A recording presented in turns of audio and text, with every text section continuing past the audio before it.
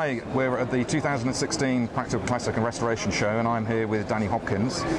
Danny, there's been some comments in the media recently about things that Patrick Rollier said from FIVA regarding classifying classics and emissions. What are your thoughts on this subject?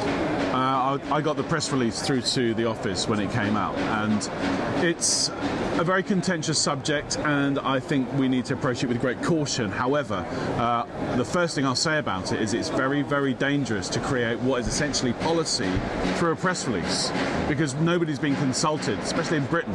None of my readers have been consulted, none of the clubs that I know have been consulted.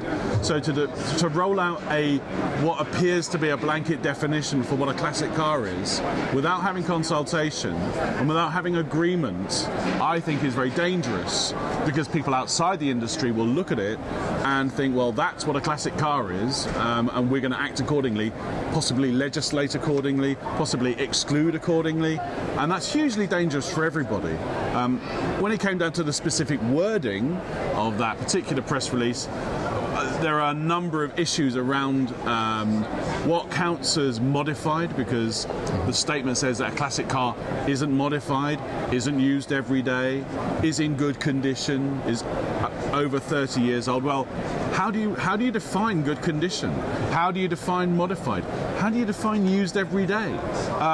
It's fraught with problems and relative terms. And do you think that we should get together and discuss it from an industry perspective and get the relevant people that have got leading thoughts on this? I think we have to, and I know we already are, actually, to be honest. I mean, all the editors of the magazines are getting together to think about a joint statement. I know that the Federation of Historic British Vehicle Clubs, the umbrella body in the UK, is very upset about it. I've spoken to Sir Greg Knight, who runs the All-Party Parliamentary Historic Vehicles Group.